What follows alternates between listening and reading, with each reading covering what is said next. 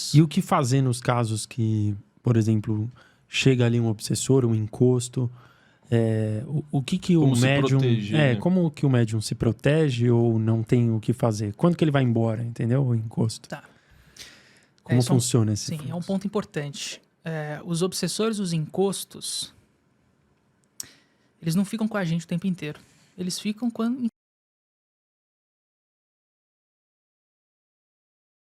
E, por exemplo, você começou no terreiro de Umbanda, né? Isso. Se tiver alguém que queira dar esse passo, essa é a única via ou existem outras maneiras? Por exemplo, eu gostaria realmente, né? Eu acho que tem alguma coisa em mim que eu gostaria de Da Umbanda. aprofundar. Não, de mediunidade no geral. Sim. Eu deveria ir por qual caminho? Qual caminhos existem? Entendeu a dúvida? Entendi. O melhor caminho é sempre aquele que você achar melhor. É sempre aquele que você gostar, cara. Eu sempre falo, dentro da espiritualidade não tem certo e errado. Tem aquilo que funciona pra você e aquilo que não funciona. Só. Não tem certo e errado. Espiritualidade é buscar a tua individualidade, é buscar a tua verdade. Isso é importante a gente esclarecer aqui. Então, o melhor caminho pra você vai ser aquele que fizer mais sentido pra você. Eu posso te falar aqui, cara, o melhor caminho é a Umbanda. Aí você vai lá, entra num terreiro, pô, você não gosta de nada, você fica com medo da incorporação de um Exu, de ver um Exu incorporando ou falando, os trejeitos e um caboclo gritando e a criança engatinhando no chão. Enfim, a Umbanda não é pra todo mundo. Assim como o budismo não é pra todo mundo, o hinduísmo não é pra todo mundo. Então, toda religião tem lado bom e lado ruim. Isso é um fato, né? Todas são criadas pelo homem, todas vão ter falhas e defeitos, mas também os pontos positivos. A melhor religião, o melhor caminho pra você é aquele que fizer mais sentido pra você, só isso.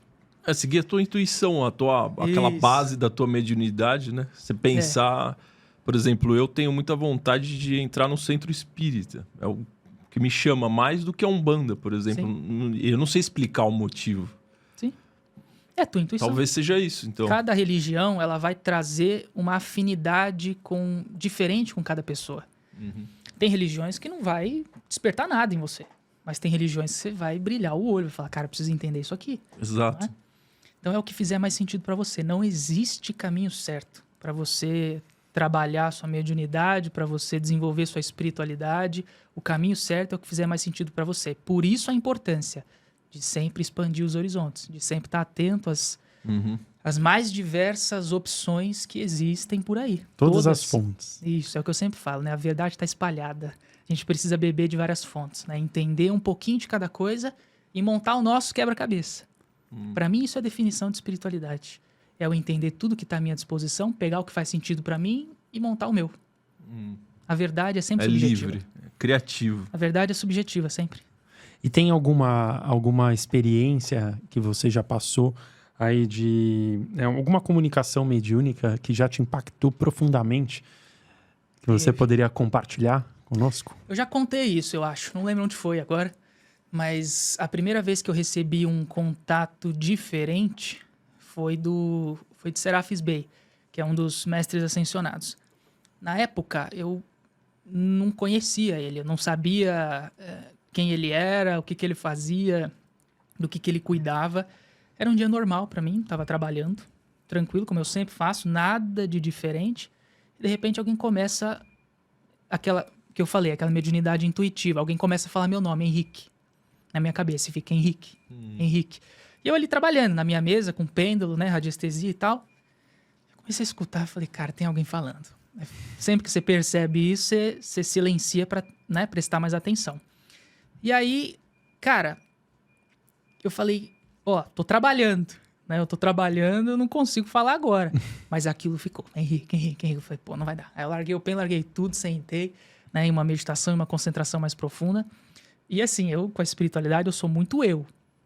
Não é aquela coisa assim, mestres, me iluminem, não.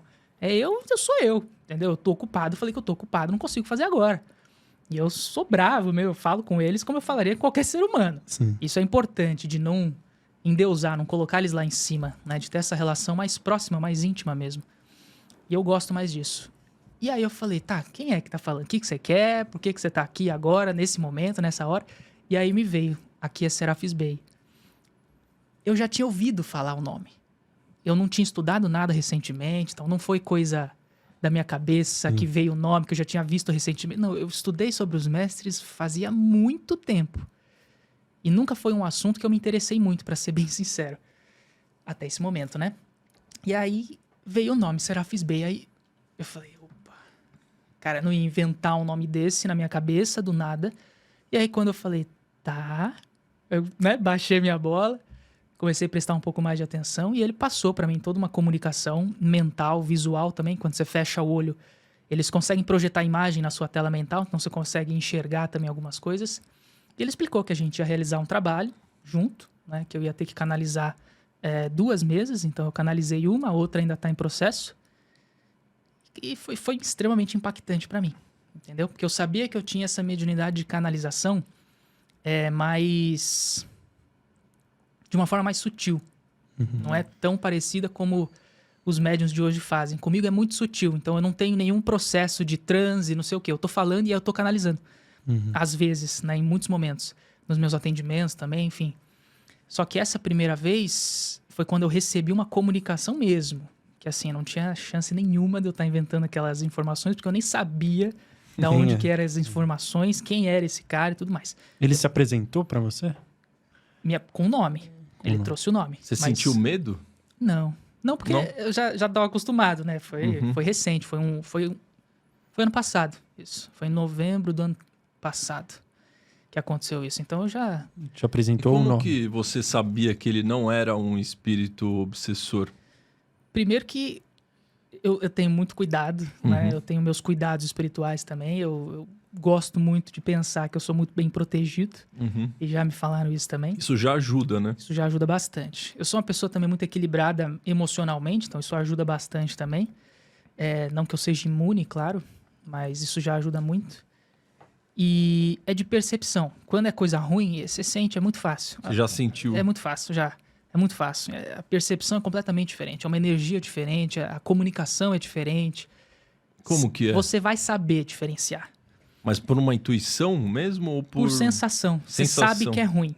Não é uma coisa racional. Eu não sei te falar assim, é por causa disso. Não, é sensação. Você sabe que é ruim. E você sabe quando não é também. Entendi. Por exemplo, em contatos com seres multidimensionais, com seres de consciência mais elevada, eles automaticamente transferem para você uma sensação de amor muito grande. Então você não precisa nem saber quem é, você se sente extremamente bem. Tem gente que chora só de receber mensagem, enfim, porque a energia emanada tem uma frequência alta. específica, né? Então você não tá ali com dúvida, você não tem dúvida de que é uma coisa ruim ou de que é uma coisa boa, entendeu? E claro, isso vem do treinamento, das percepções, de você já ter tido contato com energia ruim e com energia boa, né? Porque se você nunca teve essa conexão, esse contato, vai ficar mais difícil para você saber diferenciar. Portanto, a importância de sempre buscar... De ter o acompanhamento de um mentor. Isso. E o que fazer nos casos que, por exemplo, chega ali um obsessor, um encosto... o que o médium... Proteger, né? Como que o médium se protege ou não tem o que fazer? Quando que ele vai embora, entendeu? O encosto. Tá. Como funciona esse Sim, fluxo? é um ponto importante. Os obsessores, os encostos, eles não ficam com a gente o tempo inteiro. Eles ficam enquanto é conveniente, né? Só pra gente esclarecer isso. Então, eles criam conexão e vão embora. Só que, claro que eles podem deixar sujeira energética ali, vamos chamar assim, no nosso campo, né? Isso só pra gente esclarecer. Agora, o que o médium precisa fazer para se proteger disso? Primeiro, estudar, saber como as coisas funcionam, né? O medo, ele vem da ignorância, então quando a gente entende como a espiritualidade funciona, quais são as leis por trás da espiritualidade, a lei de sintonia, de afinidade, tudo isso, ação e reação, que eu já falei também, enfim. Esse estudo, ele te dá uma base, né, para você saber lidar com essas coisas de uma forma muito tranquila. Agora, o mais importante, reforma interna. Pensa assim, a mediunidade é uma lâmpada, tá? Se ela estiver suja por dentro, ela solta menos luz, certo? Quanto mais limpa essa lâmpada estiver por dentro, mais luz ela emite. Então, o que o médium ele precisa fazer é cuidar dele, é cuidar do campo emocional dele, do equilíbrio dele, das emoções dele, é ter um autoconhecimento impecável, é saber tudo sobre ele, o que deixa feliz, o que deixa triste, o que gera raiva, como controlar essas coisas, como ressignificar tudo aquilo que gera frustração nele, decepção, enfim, reforma íntima, reforma interna, contato interno. Isso é a maior proteção de um médium. E é como um médium, ele se torna um bom médium. É a lição de casa. É a lição de casa de todo médium, é a reforma interna. Porque é o que eu falei, se você está chamando muita atenção, se a sua luz está brilhando muito, você vai chamar mais atenção, certo? E você chama a atenção de todo mundo.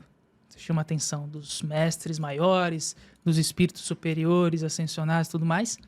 Mas você também vai chamar a atenção de obsessores mais espertos. Você também vai chamar a atenção de seres até de uma hierarquia maior que obsessores mais espertos. Então você vira alvo, literalmente. Né? Se você não estiver bem protegido, se você não estiver atento às provações, aos testes que são enviados também para os médiuns, né? Você cai. Né? E a mediunidade, quando ela vira espetáculo, por exemplo, a mediunidade, quando ela é tomada por ego, por exemplo... O ego espiritual, né? É isso, a gente tem muitos casos desses, inclusive um famoso aí de um senhor, né? Mas a mediunidade, quando vira palco, quando vira atração, ela perde sentido. Midiática. Isso, ela perde sentido. Então a mediunidade, isso é importante, só pra gente concluir, a mediunidade ela sempre vai ter a ver com serviço. Serviço? Serviço para com o próximo. Isso, servir. Servir o próximo. Igual Sempre. Jesus falava. Exato, é sempre. Se você quer desenvolver a sua mediunidade, se pergunte por quê. Por quê e pra quê? Dependendo do motivo, não vai desenvolver, cara. Se for para si próprio, não vai é. desenvolver. Não vai. Não vai. Muito difícil. Tem que ser para Muito entregar difícil. para o mundo. Para entregar para os outros. Mediunidade é propósito. Tem que ter propósito. Você tem que ter o objetivo de servir e ajudar de alguma forma. Senão a sua mediunidade ela vai ficar limitada. Mas aí que tá, Henrique. Tipo, a maior parte das pessoas, elas querem evoluir espiritualmente muito porque elas estão em estados de sofrimento.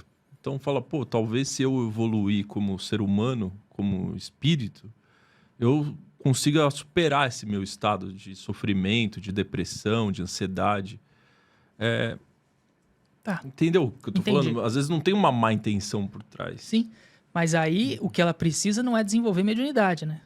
É espiritualidade. É autoconhecimento. Autoconhecimento. É a são coisas reforma diferentes. interna. Então, mas aí a espiritualidade a mediunidade vai vir de... Vai acabar vindo. Uhum. Vai acabar vindo. Mas como uma consequência, né? Entendi. Não como objetivo principal. Não como meio, né? Isso, não como objetivo principal. A mediunidade, ela não pode ser exibida, né? Isso, inclusive, é uma das coisas que a gente vai falar aí no futuro da mediunidade, né? As coisas que estão já vamos chegar exatamente agora. Só antes, vamos falar um pouquinho só sobre os guias espirituais? O que são eles, né? E como que eles acessam as pessoas? Bom, Todo os mundo médiums? tem um guia? Todo mundo tem, ninguém está desamparado, isso é um fato. Quantos cada um tem? Não sei. Isso varia muito, tá? As pessoas que têm missão mediúnica, elas vão apresentar uma equipe maior.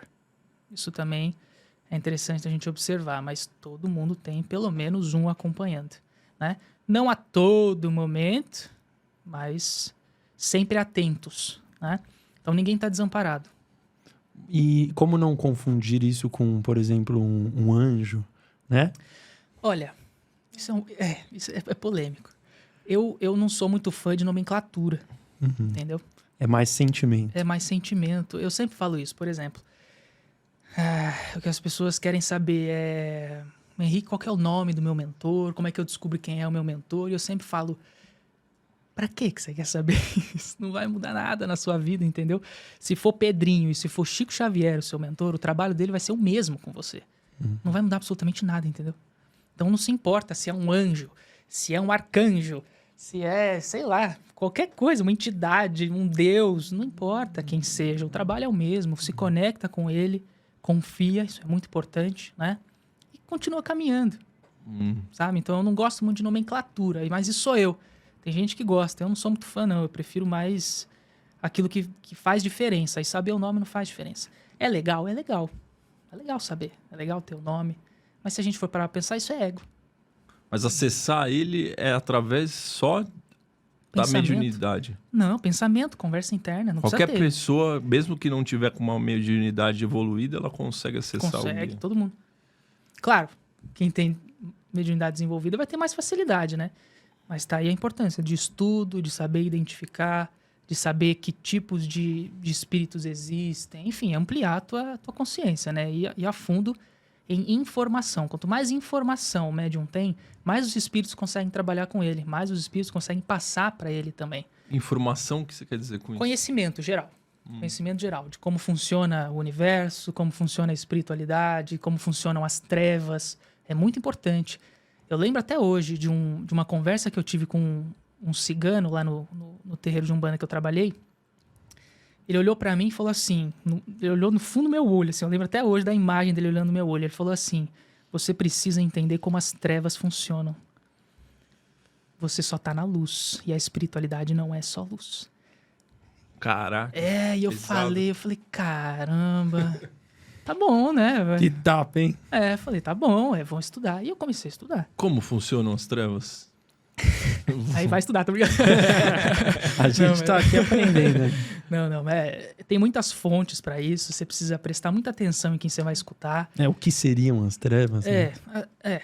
Isso é polêmico também, mas então, para ajudar, como funciona o universo, na sua opinião? Uma coisa por vez, calma. Vamos falar um pouquinho das trevas, é interessante, porque isso que o cigano falou é muito real, né? Existe nesse universo uma lei que rege esse nosso universo, que é a lei de dualidade. Se existe luz, existe trevas. E só existe luz porque existe trevas e vice-versa. Uma coisa é complemento da outra, um não existe sem o outro. Yin Yang. Isso, o famoso, né? A dualidade, o pêndulo sempre para a direita, para a esquerda, na mesma medida. Então, entender como funcionam as trevas tira o medo de como eles trabalham. Tira o medo do que eles podem fazer com você.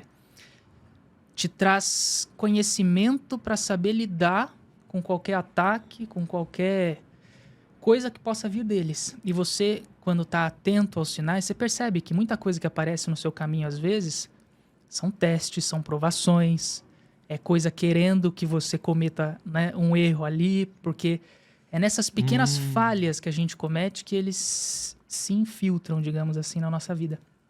Tem médiuns e médiuns que acham que trabalham com mentores, com guias espirituais, estão sendo completamente obsediados, enganados por obsessores. Né? Por não saber diferenciar, por não ter uma relação íntima, enfim, por não fazer o trabalho de reforma. Bem feito. De reforma interna, enfim. Então, quando a gente sabe como as trevas funcionam, a gente fica mais atento a eles. E eles são extremamente inteligentes e, mais importante, pacientes. Esse é o perigo. Por exemplo, tem alguns atendimentos que eu faço que eu identifico trabalhos feitos para a pessoa, né? E eu sempre tento buscar o máximo de informação possível, né, para entregar para a pessoa e tudo mais. E, assim, quase na maioria das vezes que existe um trabalho feito, quando é desta vida, claro, porque a gente também identifica trabalhos que vêm de vidas passadas, né? Mas quando é desta vida, eu sempre pergunto, há quanto tempo isso está com a pessoa e quando que pegou? Então, por exemplo, pegou faz uns 3 meses. Aí, beleza. Quanto tempo foi feito? Aí aparece lá, 5 anos. Então, assim, o trabalho foi feito há 5 anos atrás, mas pegou só há 3 meses atrás. Então, olha a paciência que esse ser teve para poder se infiltrar na vida da pessoa, para poder aquilo pegar. Mas para pegar tem que alguém fazer um trabalho? Não, para pegar tem que ter afinidade. O que seria? Afinidade energética. No mundo espiritual, tudo é sintonia, tudo é afinidade. Diferente do que a gente aprende na escola, que positivo atrai negativo. A espiritualidade é o contrário. Positivo atrai positivo, negativo atrai negativo. Lei de afinidade. Perfeito. Mesma sintonia, mesma frequência, eles vão se atrair. A qualidade energética de um trabalho espiritual, negativa, certo? Se você é uma pessoa que tem uma energia similar ou muito próxima àquela faixa que foi feita ali naquele trabalho, esse trabalho vai pegar em você sem nenhum tipo de problema. Agora, se você é uma pessoa que está em dia com suas emoções, com seus pensamentos, com tudo mais, esse trabalho que foi feito para você não tem acesso, não tem porta de entrada, porque não tem afinidade nenhuma com a sua energia. Entende? Então é incompatível, é literalmente incompatível. Como se ele quisesse entrar no 3º andar do prédio, mas você tá lá no 15º. Isso, é tipo isso. Não dá para entrar, entendeu? Porque não existe sintonia energética. A partir do momento em que você, por algum motivo, alguma recaída, alguma briga, algum acontecimento trágico, enfim, você baixa essa vibração, e se você entrar em sintonia com essa energia que está te esperando, pum, acabou. Aí isso conecta. Entendeu? Por isso que existem magias que foram feitas há 5 anos que são pegas há 1 ano atrás, há Pois. meses atrás, bem depois do que foi feito.